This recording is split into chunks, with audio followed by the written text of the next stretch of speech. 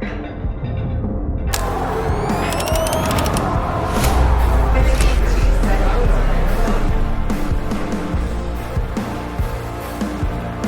Mattie, so where are you at? You're through quarterfinals. You've got an in-person semi. Congratulations. We just figured out this week that you qualified for that. Yep. When is that? Going to Magic City Games, and that is May 1st through the 3rd, so Okay. Friday through Sunday. And it is put on by, his first name, I think, is Judah, and he has run, he was partners with Brute Strength before they separated. Yep. And then now has a huge CrossFit gym in Birmingham, Alabama.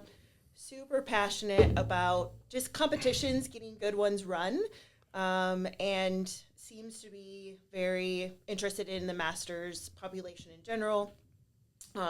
And listened to a couple of podcasts with him recently, and it seems like it's going to be a lot of fun. He has cool things planned for us, maybe some mountain biking, which will be interesting. Yeah. That's so cool. To get gritty. I don't know.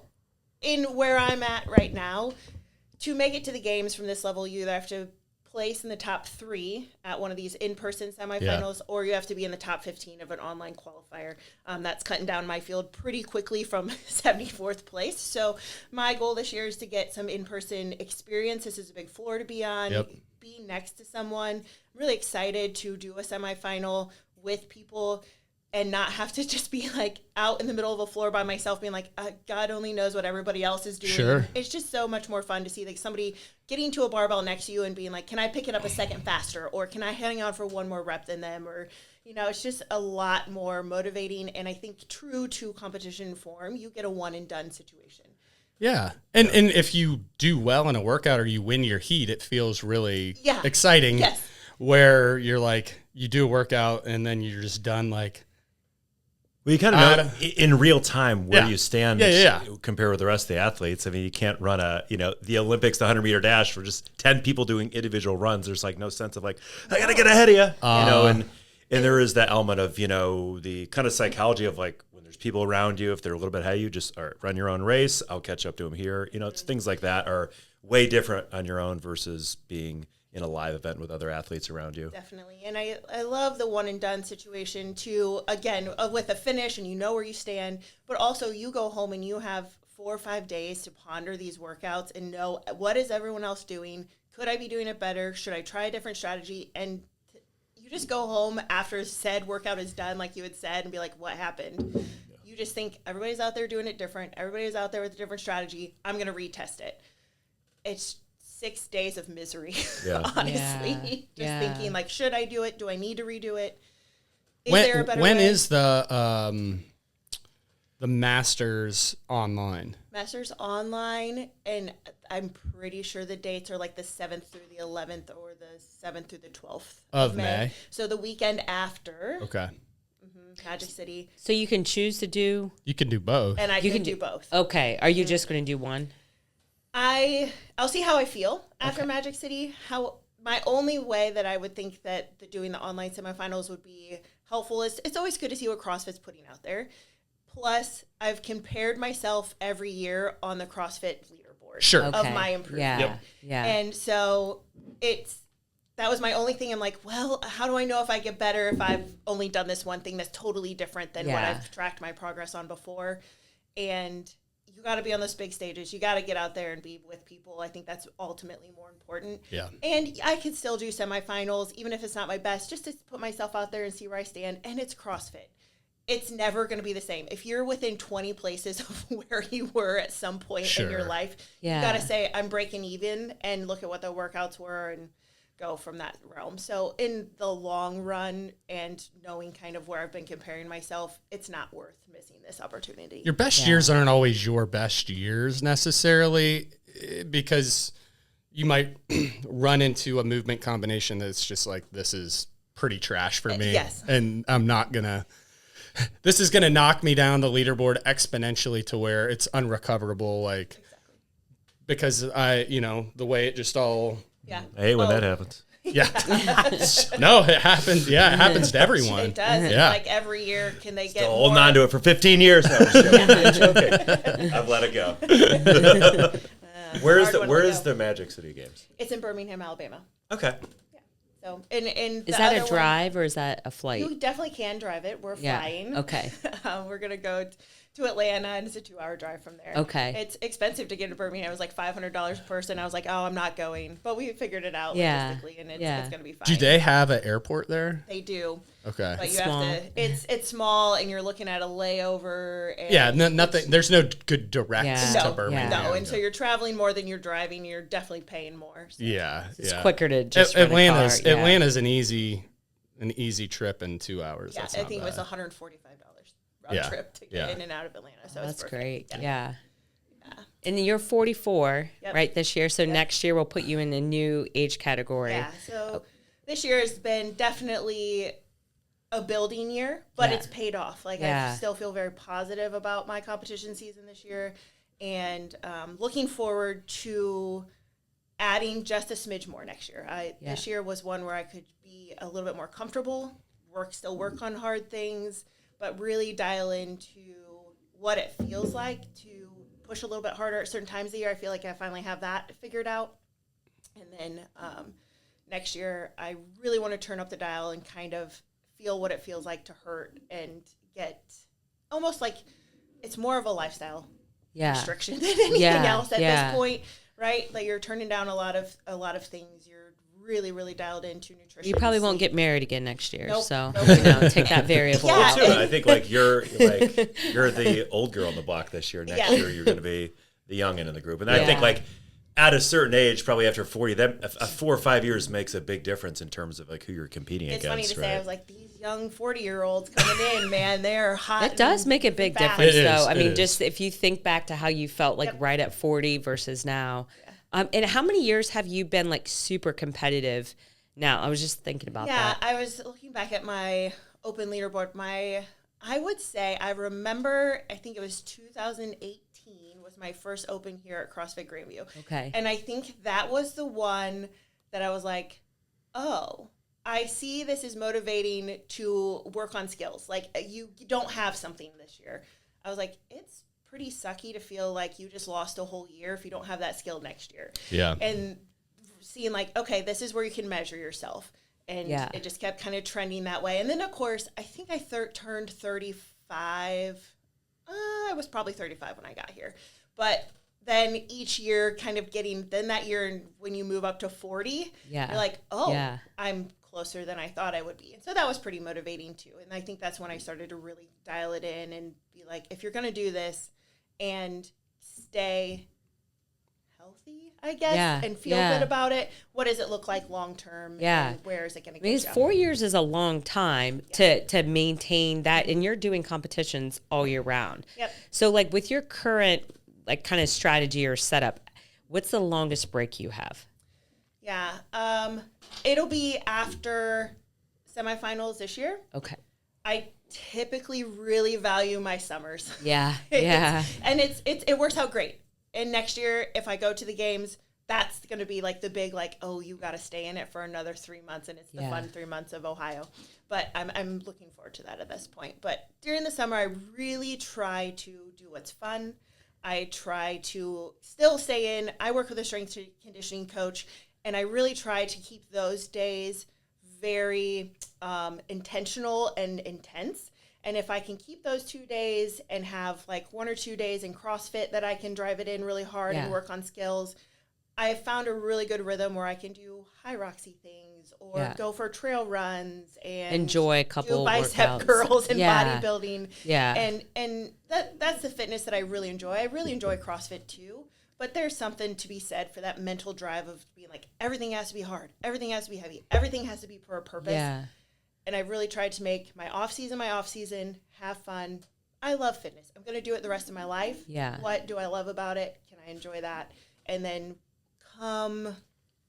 what's nice is that I've really been able to build some fitness through those months as well. Just enjoying it and doing other things. Yeah. And if there's one thing I could say, it's CrossFit is a long road. You're going to get some people that come in sneaky fit and can do all the skills right away. And I am not that person.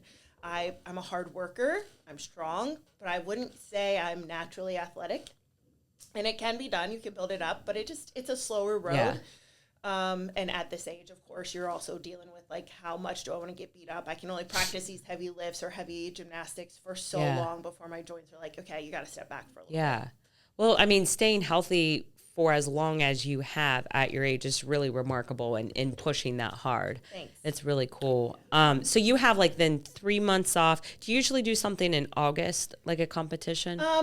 We have done the survival games here in Ohio, which is a 3-day competition. It's kind of fun though, right? And that used to be something that I would have to train for. Like I knew there were going to be skills that I couldn't do, but now it just comes and it's something fun that I can just pick up and do if we want to do that. I don't know if it's on the the schedule this year for us, but just need something different to do. Yeah. So you always do the Legends, and that is in December, right? Correct. Yeah. So that's been an annual one, and starts to get you kind of ready for the open and game season. Get your game speed kind of rolling a little bit. Yep. Now, is that the biggest competition still for you, or will like this next one that you're about to do take place at that? This next one will take place. Okay. So because this is a games qualifying workout through the open leaderboard, there's, I would say, 10 to 15 of the top athletes in every group that are going to be at these who are vying for game spots. Yeah. Legends, just depending on how beat up people are from the game season, how motivated people are coming off that. Some people come and do it for fun that are pretty high up. Other people feel like they just need a mental break still. So this will be where everybody shows up and puts out. So I'm excited to see what that A looks like and B where I stack up compared to that. That's awesome. Okay. So walk us through like, I'm always curious how like the nutrition and like supplements and sleep and all that, because I know you have it all dialed in. Yep. Walk us through like a day in your life, like everything. Well, it's pretty easy. All my days are pretty much the same, which I think helps me a lot. And I recently watched a show with Simon Cowell, and they said that he's so good at everything else that he does that picking out clothes and food are two things that he doesn't want to ever have to worry about, and he would over obsess about it. He goes, so I buy 65 of the same shirts and 65 of the same shorts, and I wear them every day. And I was like, I'm going to use that on a lot of levels because life just throws a lot at you. And so a typical day, work schedule, I have 3 mornings a week where I start pretty early. I start at 6:30 a.m. So I wake up at 5 on those days. And my life is conducive to this. This isn't what everybody has to do. But I am in bed by 8 p.m. almost every night. And that has been, for me, where I get the majority of my sleep. I just cannot usually sleep past lately 4:30. If I sleep till 6 a.m., I'm like, wow, I really had a good night. I feel you. We were just having this. Yeah. That's Kate. Mm-hmm. And whether it's every woman in their mid-40s. Yes, whether it's, who knows, but it seems to be trending, and this is what we're finding for this stage of life. And where I can back end sleep is on the front end of that. So that's been good. Sleep supplements, we do, it's called Thursdays. Okay. Which is a non-melatonin sleep aid. So it does not have melatonin in it. It has L-theanine, your magnesium, and it's a great product. We really, really like that one a lot.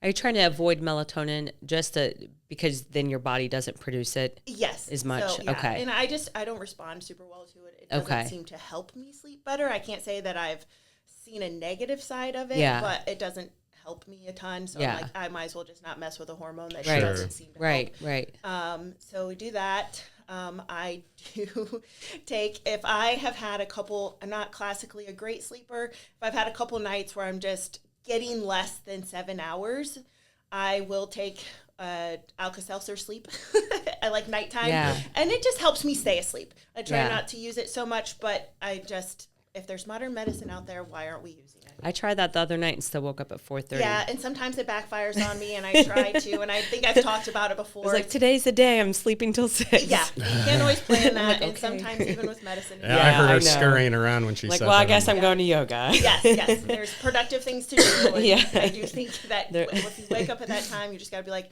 either talk yourself into being like laying in bed is productive as well, or just get up and do something. Right. Yeah, Yeah, so that's good. And we also have an 8 Sleep, which I sound like I'm plugging all these products, but it has really, really She's helped getting my paid sleep. for all this. I am not, unless everybody wants. What unless is somebody what wants is this to sponsor one? You me. said 8 Sleep. An 8 Sleep. It's either you can get We the looked at this a mattress couple years ago. or Yeah. a mattress cover, and Which one do you have? We have the mattress cover. Okay.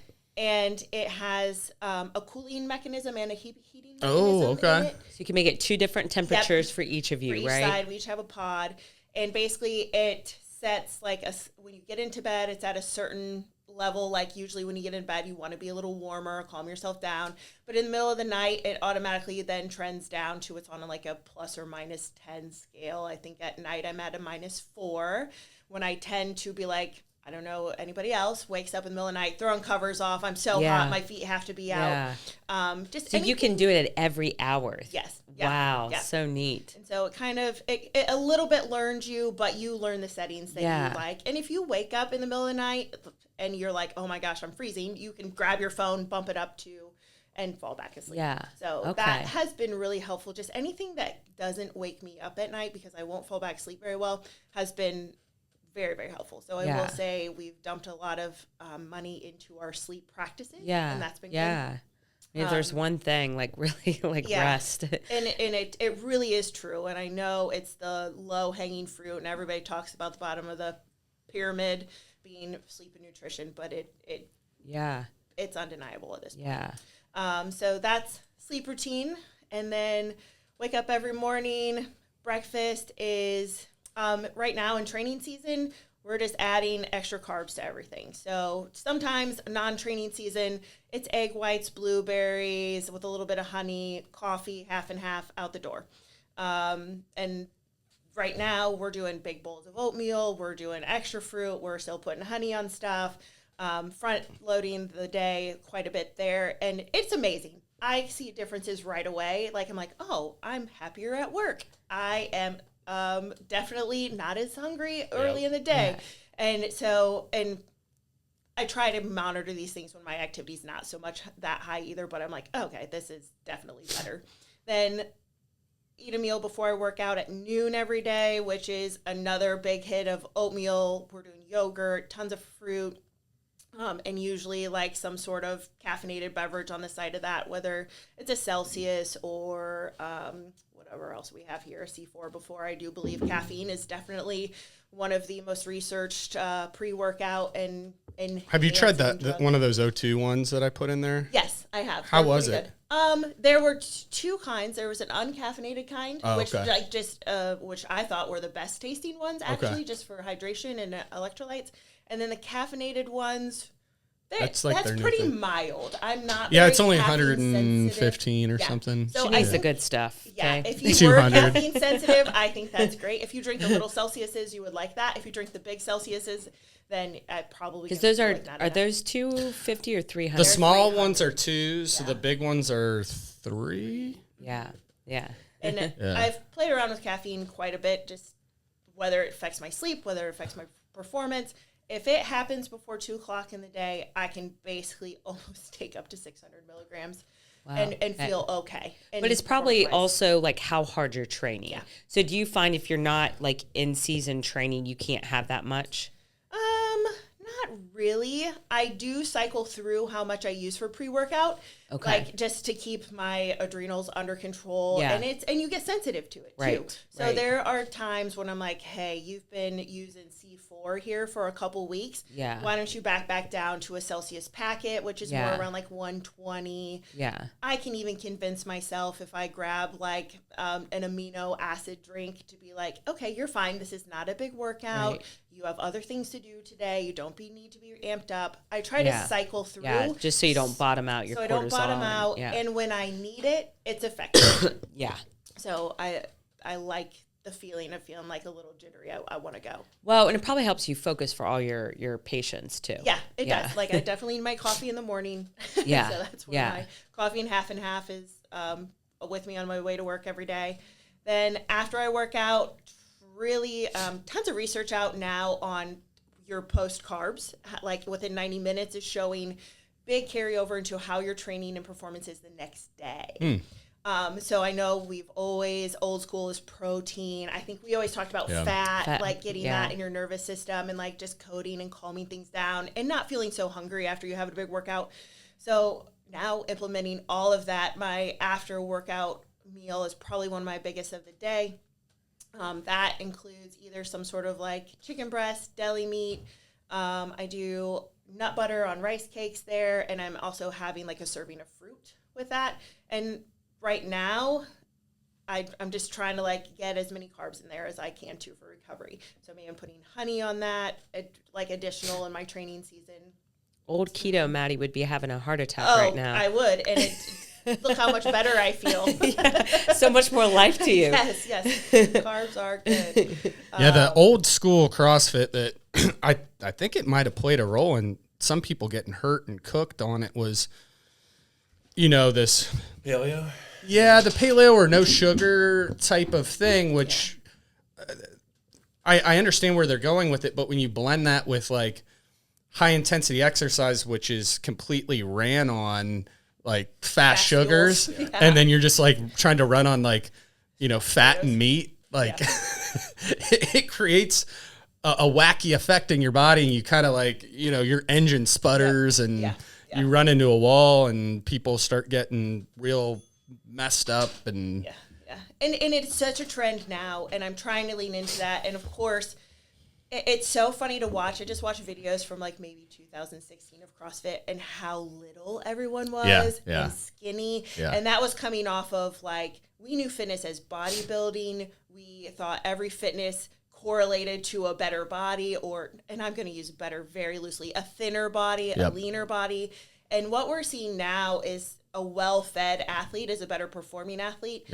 And it has been hard for me to lean into that, coming from every woman in the world comes from some aesthetic point at some time in their life where you have used exercise to look a certain way and to use it as just a modality to look better. And that mind shift, I would say, if I could over the last 3 years say what I've had more confidence in, is that knowing in my in season I'm going to look different and it not bother me. It's a big it's a big mindset shift, but you have to, because you're there to perform. You're there to be strong, and it's not there to look pretty. And that's really been another thing that's been hard for me to overcome in past eating cycles, and that's for a whole nother podcast probably, but it does make a difference. And you can even look at the CrossFit athletes now. There's a couple that just physiologically still can look like that and perform pretty well. But the shift has been towards your body fat percentage is probably a little bit more towards the 20-25 as a female, because you have to have that. You have to have some reserves. You have to have some reserves. And our hormones for recovery, they need that body fat to know that you're safe. Well, 35 to 40% of the game is your ability to juggle a barbell around. Exactly. And being really thin and light is not conducive to doing that. The game's also changed a little too. Like, Brandon was even talking about, like, 2009 was totally different, but like they would do, runs. I think like there was like a 5-mile run or something. So a good way to just look is if you look at old CrossFit, a lot more of the workouts are running and body weight. If you just look at like old.com programming, it's running and body weight. The loading wasn't as heavy. When you get into the games, 2008 was a heavy fast one, but generally, you look at like the 1 gram one in 2010, like it's moderate weightlifting, a lot of gymnastics, like, moderate gymnastics. These guys were 10 pounds lighter overall, generally. And the events, like you look at a lot of the men, they're built like smaller football players a little bit now, I would say. And the females, again, you said that you got to carry another 10 pounds to deal with the weightlifting, or you're going to get buried. I know more men's physiques probably just compared to my own, just from when we were coming up early, 2000s to 2010s. It was probably like, Like Rich's size is great. Like 5'9", 190, 195, perfect midline. But now, like, the guys that are winning are like 220. Like, they're thick. Wow. They're big. They're wider than they are tall sometimes. Yeah. We were at semifinals 2 years ago, and there was a running workout, and they had like 10 guys at a time on these treadmills. And the first round came out, and they looked like old CrossFitters. Second round came out, they're a little beefy. That third and final heat, it was like watching walls run. Like, it was lats for days, like how their arms going to fit in there. And I was like, this is a great testament of, the progression it takes to get here. Like, that muscle takes so long to build. If I could just say to anyone, like, slow it down. It just takes time. You can't speed up physiology like that. But over time, it does happen just by the demands of the sport and keeping up. But you're exactly right. They're huge. Graham was 180 when he won. Wow. Yeah. He was, I mean, now that was on race day. Like so you're going to usually run a little lighter when you're right at the games because you're just peaked up and in shape. And in later games, as the loads went up, he probably competed at another 15 pounds heavier, 10 to 15 pounds heavier. But I remember the year he won, he was 180 and he could fly. He could run. Like, he won that like Long Helen event, and he was light on his feet and just strong enough to get through like all of the stuff. But, a guy who's 5'11", 180, that's thin now, As people like whether it's driven by main site or just what people are starting to become capable of it, in terms of Olympic lifting or just power lifts, like, these numbers just keep going up, right? 2008, the men's snatch is like 205. Yeah. Now, like, your average guy, not average guy, but like a good guy in your gym can do that. Oh, yeah. Yeah. Right? Now people are in the 300s. Like, the only way to get there is you got to be bigger. Yeah. You're not going to be staying at 180 pounds with all these, increased abilities. Yeah. Well, I'm sorry. I think we got distracted from your day. So okay. we're on post. Get more food in. We're just talking about your Happy Meal for dinner. Yeah, that was my Happy Meal. But so post-workout is pretty much my biggest meal of the day. Then from there, I usually work a little bit in the afternoon, get home around 4:30, eat my quote-unquote dinner at 5, and that has been one of my only meals that I eat at home is my breakfast and my dinner. So I try to we're doing tons of veggies, we're actually cooking in a pan, preparing meat. Staples, we eat a little lean ground beef, chicken. I do eggs and egg whites a lot for dinner. I'm obsessed with bagel sandwiches right now. And this is the fun time that you need it. So I try to lean into this being a different time and using that for getting some good tasting food in. Not that you can't eat good tasting food all the time, but this is obviously really good. And then chilling out, taking walks, doing running errands in the evening usually. And then I do some sort of snack at night. I try really hard to have 2 hours between when I eat last and when I'm falling asleep. So if I'm getting to sleep around like 8:30, 9, then I'm definitely like trying to cut that off because it's very interesting to watch. Whoop gives you good data on kind of how your body's tolerating certain things. And it'll show your stress monitor goes up after you eat every time, but especially before you go to bed. And so just through the visualization of that, I'm like, okay, if I need to get this solid sleep in when I can, then I need to protect those first couple hours before I go to bed. And usually before going to bed, it's maybe a Ninja Creamy. I still have a sweet tooth that comes in pretty hard. And so Ninja Creamies are great. I'll do yogurt and fruit before bed. Different things like that. Sometimes I'll do popcorn. It's very interesting to have at the end of your day, like 50 more carbs to eat, then like I'll be like, oh shoot, I have 30 more. If you're working out like this and you don't eat a little something before bed, will you wake up in the middle of the night? Okay. I've waken up in the middle of the night and been in our pantry like I've got to eat a protein like bar. A goblin. Like yes, yes. And I'm not jamming it down, but if I wake up and I feel like I'm hungry, that's the next thing. And I'm just like, it's like having to go to the bathroom. You're like, you could lay here, but it's going to talk to you the whole time. You might as well just go fix it now. Yep. So, it's a rare thing that I do that. But if I do wake up hungry, and you can always track it back. You're like, yep, I didn't do something during the day that was right. Or you can be like, 2 days ago, I had this monster training day, and it's just catching up.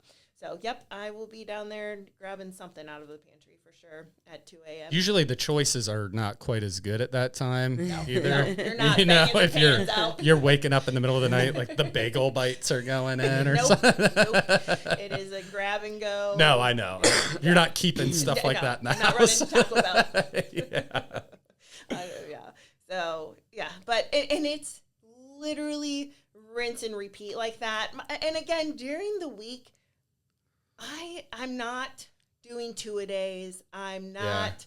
If you, that was going to be my next question. I don't see you doing double training days and stuff like that too often. I really try to cut that down. So if not all calorie trackers are correct and you're doing different things, but if I take an average of what I see I'm burning during the day, it's not that much. Yeah. So I'm trusting like the strength training that I'm doing. I'm overeating definitely to what I'm burning, but I've just got it figured out. Now on weekends is where I'll get like 2 Metcons in on a Saturday because I have time and because I'm not working. And you're not on your feet as much. I'm not on my feet as much, and that's making. So is your overall activity still about the same? Yeah. Would you say? Okay, just because you're on your feet for like 5 hours treating patients. Yeah. Okay, but I'm not. I think I remember like doing metabolism tests with you. Don't run high. Yeah, I'm very you're low. not. Yeah, I'm pretty. Yeah, like if just left you to wouldn't my really own think devices, I'm not burning through calories. Have you done one recently? I did one about a year ago. Okay, and where? Like 1,600. Okay, so it still wasn't. I would just think with like the feeding and stuff. Yeah, no, it doesn't change a ton. I think I've been anywhere from 15 to maybe 17. Yeah. So I don't have to be excessive. I'm not jamming food down. I'm not overtraining. I'm really trying to be conscious of this, but I use the time that I can. So Saturdays and Sundays are usually I hit real hard. So those days, and I refeed. Those are the nights that I say, hey, let's go out to dinner. I want a hamburger. Yeah. I want a big sushi meal. Let's go do wings, something like that. It's not out of control. I'm not eating 1,000 desserts, but it is a good meal that allow I feel yourself for that. Yeah. I need to feel full. I want to sleep good, and I want to wake up the next day feeling like I'm ready to go. So a little bit more liberties, being a little more liberal on the weekends of eating out and being not so much in control over. You probably are a lot like, because we've talked about this like in the past. You probably are a lot more moderate overall, allowing yourself to do that. Is a big deal. Than being like, I can't. Ah, yes, because it's just natural anyways to want to like have a weekend to your week. Yes. Yeah, and I've tried to make that much more, whether my weekend meals are a hamburger and a salad, not a hamburger, a french fry, and an appetizer. And like, it's not that much out of the norm of a normal dinner that I would eat. Yeah. It's just that they're going to cook it with different oils. They're going to give me more of it. It's going to be saltier, but God, does it taste good. Yeah. And someone waits on you and cleans up after Exactly. Yeah. Just the whole experience of it is better. Just someone else preparing it. Like I said, it's going to have a little more flavor. It's a little saltier. It's a little more greasier. It's a little richer. And I feel like, absolutely. I feel like it's not bad, but I don't really stray too far from what I eat at home, but it just has a little more richness to it that I feel like even like it'll throw my stomach off a little bit maybe, or I just feel a little fuller, like but not too much. But because during the week, I don't want to eat bad food, but it's like it's okay. I'm just kind of checking the box during the week. I eat food that tastes okay. It's not bad, but it is nice, a few times a month just to go out and get something else that someone else has made, and have a couple drinks with it. Again, it's not like you're having 9 appetizers and going hog wild, but and it's. I still eat hamburgers and salads at home, but I'm going to have that out too. But it's like, they're going to be a little more liberal with the things they do, and I think that's okay. Buy the better buns, that's for sure. Yeah. Or like, a few times a month, I'm like, I need some pizza. Yeah, I need some pizza right now. So and like to Brandon's point of you can't just eat from the earth if you're doing this. Yeah. It is, and my goal is different than looking aesthetically. Yeah. My goal is to perform better and to refeed my body and have a little surplus for the next day usually. But no one would say you're not lean. No, I think, no. You're married now, so it doesn't really matter. I think for women, be an ugly, high performing. Unfortunately, my husband married a very type A person. He probably is waiting for me to do that. It's just, I think probably like also just seeing the scale and being like, hey, this is muscle. Regardless, so. This I have to be able to do this. I haven't weighed myself since my wedding. Oh, okay. Well, that's probably also helpful. Yeah. I'm just going by how I feel. That's great. And that knowing, and I've worked with myself enough to know when I'm too lean and this is going to implode. Yeah. And now learning the other side of it, of not too much surplus, but where you feel good, and like, just like you said, the moderation across the board. Yeah. And so many people can do that very naturally. Yeah. I've struggled with that in the past, and it feels really, really good and comforting to get back to that level. Yeah. And the scale get in your head. It does. Yeah. And in CrossFit especially, it's not, some people be like, I got to get lighter so my gymnastics feels good. I got to get heavier so my lifts feel good. And a lot of times it's lighter to run and gymnastics. Yep. I have no idea what I weigh. It is not my lightest, I'm sure of it, but I feel so good. Yeah, and that's all that matters. I tell her that a lot. Like, I'm first scale's not moving around. I'm like, you look really good. Doesn't matter. It doesn't matter what that number number says. Yeah. If that number said 5 pounds lighter and you didn't look good, would that make you happy? Yeah. That doesn't. I mean, it's a metric to look at, and there's usually something to it, but like. It's your so body changes, it holds on to things with different. Everything we know, it's just like holding on to that Yeah. from like the 90s or whatever pre-programming we had, and it's I get frustrated with myself, but yeah, I mean, even just on like me doing the open, and I was telling Brandon, I'm like, I have to just focus. Like the first workout, I was trying to eat so clean, and I feel like I was just so weak. I'm like, I have to just eat for performance, and that's going to have me be a little heavier when I feel strong and I feel good. And the next two I did, but I went up like 3 or 4 pounds, and I felt awesome. But I'm just like, this is what I need to do, and I need to remember that next year. Like, this is not a time to diet. This is a time to like perform, and even on that level. And it's interesting to know. One thing I wanted to ask you before our time runs out: do they allow? So, what are like the rules in CrossFit? I know, especially as like with aging athletes, like people with injuries, and I'm always curious, like with the peptides, where do they stand? Do they allow use of peptides for? There's like, what's the BPC 157? Yeah, that one that everyone takes, or like where are they at right now? So from what I understand, BPC 157 is still a banned substance across the board for any sporting event. Now, how CrossFit tests is usually after the event. Okay. So if somebody looks suspect, they're going to test you. But you look too fresh. You look too fresh, or you came out of nowhere in a year. Okay. What's going on? This doesn't seem right. It's more of a witch hunt is how they've done drug testing. Yeah. You're not getting tested beforehand, really. I know. I've heard how they do it. Yeah.